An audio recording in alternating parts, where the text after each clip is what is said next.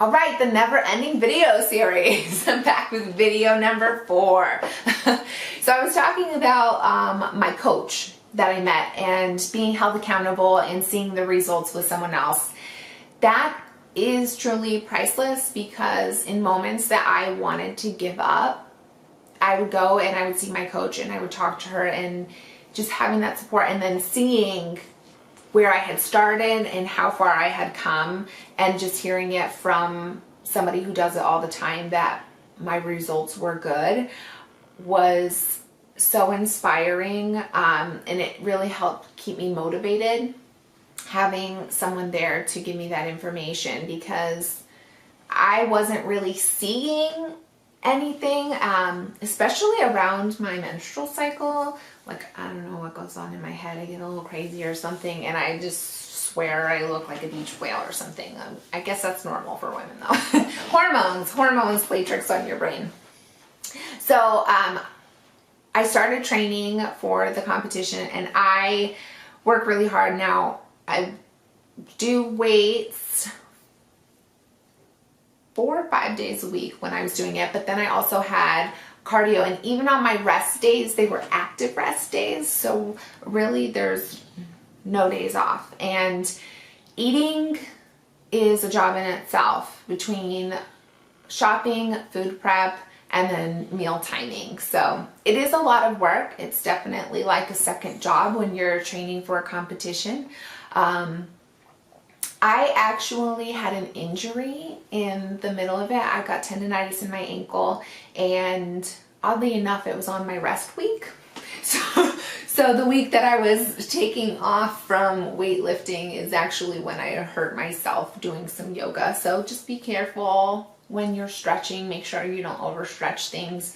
And then, I don't know why I do this, but instead of, I'm like, oh, it'll be okay. And then I went hiking, which just made it worse. So I just need to learn to take a break. With the tendonitis, I just couldn't, it kept getting worse, basically. And I went to the orthopedic doctor, and I had my x-rays. He told me it was tendonitis. I'm like, okay. Everything that he told me to do, I did. I was icing, I was elevating my foot, I was wearing the compression brace, I was massaging this lidocaine cream on it, I was taking my anti-inflammatories, and it just wasn't really getting better. So I decided to recruit some other help. So I talked to my coach, and she provided me, she recommended a supplement called Beautiful Legs. So I went to Vitamin Shop and picked that up. And then, I apologize if I say this wrong, Picogenol is another one that she recommended for me. Again, Vitamin Shop that I got it. So that helped a little bit. I was also massaging it, and then I went to a medical massage therapist, and that was the best help that I got. He is just amazing. I mean, I just don't underestimate the ability of a medical massage therapist, or a massage for that matter. It is so good for you, and it's what finally helped me to start to get better. My ankle's still not 100%, and until it is, I can't do any cardio. I couldn't do any leg workouts for like a month and a half.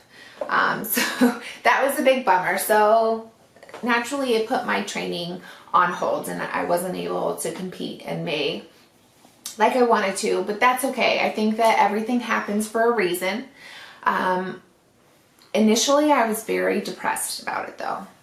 It was really hard. Anytime that you're working so hard for something and there's an interruption, it's just tough. And I know that dealing with that can be really difficult, because I had a difficult time. Again, I'm an emotional eater, so it made me just want to eat. And I have still been good about things, but I have bad days, and I've been much more flexible with my eating and my cheat meals or cheat days. I just haven't been as strict as I would usually be. But I am getting back on track. I do think that I will compete in the future. Probably not anytime this year, maybe next year. But today I am starting. So earlier, before we did this video, I took my measurements. I took my before pictures. I did my body fat testing. I'm 21% body fat right now. So I'm looking forward to the results that are to come, and I wanted to share it with you. So I'll be checking in each week and let you know how things are going, kind of the progress that I'm seeing. So initially I'm going to be working on strength, so it's going to be natural for me to start looking actually bigger in a sense, and not necessarily in a good way. I'll be basically almost like bulking, so I'll look puffier, but that's okay, because eventually once I have that muscle and then I get to the point where I'm leaning out, it will all be worth it.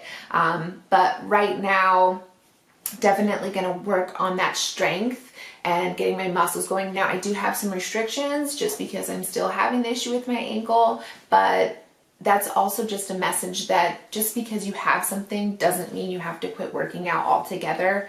There are alternative things that you can do, and it's actually good for your body to work out in different ways.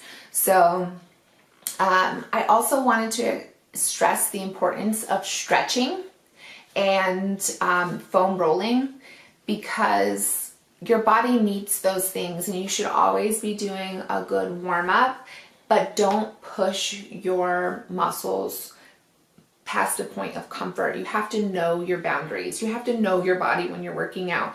And I know that some people just want to push out as much weight as they can, or stretch as far as they can because they think that, okay, I'm just going to push it and it's going to do. You don't want to damage yourself. You don't want to hurt yourself, because if you do, it's just going to set you back even farther.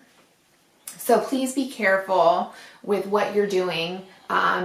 It's not about looking cool in the gym. You really have to have that connection with your body and trust your body and respect it, because usually when it's giving you pain or a zing or something like that, it's a warning sign.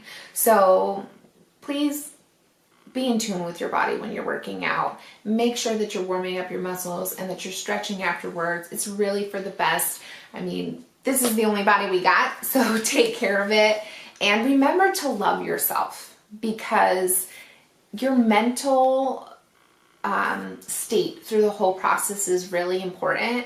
We're all going to have bad days. I have bad days where I look in the mirror and I don't like what I see, and my significant other tells me otherwise, and I'm like, really? That's what you think? I look good today? Because I think I'm having a bad day. But it's just because we see ourselves differently, and you have to love yourself and love who you are right now to get to where you want to be. And don't try to please other people. I am my own competition. I'm never going to look like other people that are out there. They're different body types. We're not cut from the same thread. So I'm my biggest competition.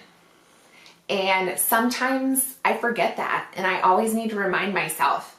I'm also going to do a video on motivation in the future. So I look forward to sharing that with you guys. If you guys have any questions, please share them with me. I hope that this helps you guys in any of your fitness journeys. If you have any questions, again, please comment below. If you liked the videos, please go ahead and subscribe. Don't forget to like the video, and I'll see you guys next time.